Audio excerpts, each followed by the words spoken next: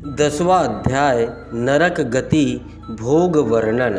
सनत कुमार जी बोले, हे महामुने, पाखंड में लिप्त रहने वाले, झूठ बोलने वाले या अन्य किसी भी प्रकार से दूसरों का अहित करने वाले नास्तिक मनुष्य द्विज हाक्य नरक में जाते हैं।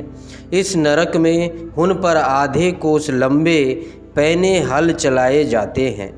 ऐसे दुष्ट मनुष्य जो अपने माता पिता अथवा गुरुओं की आज्ञा को नहीं मानते, के मुंह में कीड़ों से युक्त विष्ठा भर दी जाती है।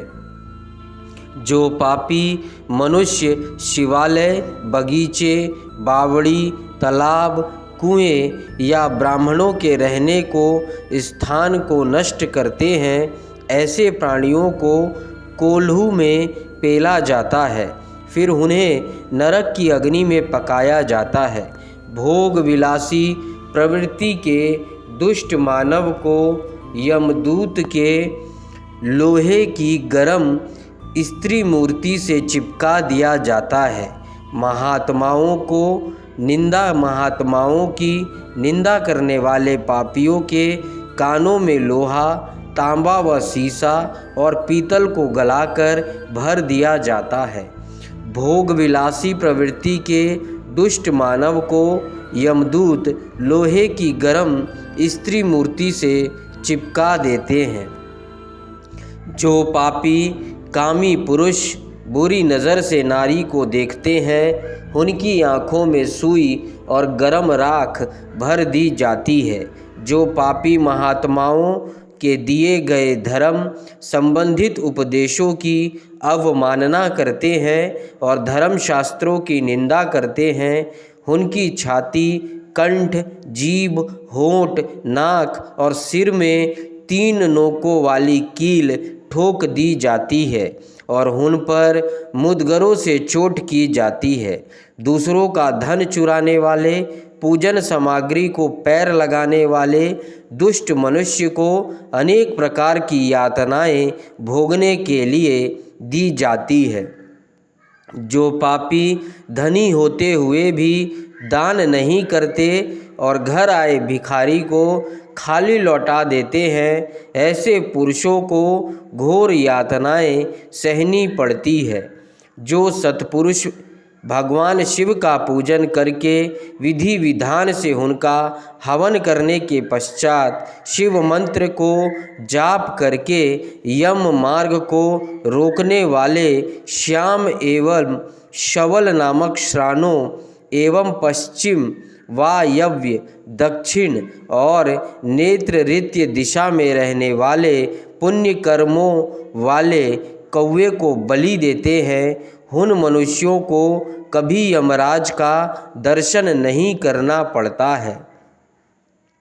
4 हाथ लंबा मंडप बनाकर उसके ईशान में धन्वंतरी, पूर्व में इंद्र, पश्चिम में सुदक्षोम और दक्षिण में यम एवं पितरों के लिए बलि देनी चाहिए। तत्पश्चात कुत्तों एवं पक्षियों के लिए अन्न डाले। स्वाहाकार, स्वधाकार, वष्टाकार एवं हंतकार धर्ममयी गाय के 4 स्तन हैं, इसलिए गो सेवा को आवश्यक माना जाता है और इसलिए हम गौ माता की पूजा करते हैं। ऐसा ना करने वाले पापी मनुष्य की अवश्य ही दुर्गति होती है और वे नरक को भोगते हैं तथा अनेकों दुखों का सामना करते हैं। 11वां अध्याय अन्नदान महिमा।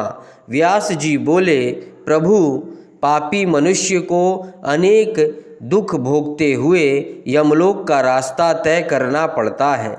क्या ऐसा कोई उपाय है जिससे यम मार्ग की यात्रा सुखपूर्वक पूरी की जा सके? व्यास जी के प्रश्न को सुनकर सनत कुमार जी बोले, हे महामुने, ऐसे जीव बिना कष्टों के सीधे यमलोक पहुंच जाते हैं। जो दयालु होते हैं और सदा धर्म के मार्ग पर चलते हुए सदैव दूसरों की सहायता हेतु कार्य करते हैं। जो सत्पुरुष ब्राह्मणों को खड़ाव या जूते पहनाते हैं वे घोड़े पर यमपुरी पहुँचते हैं।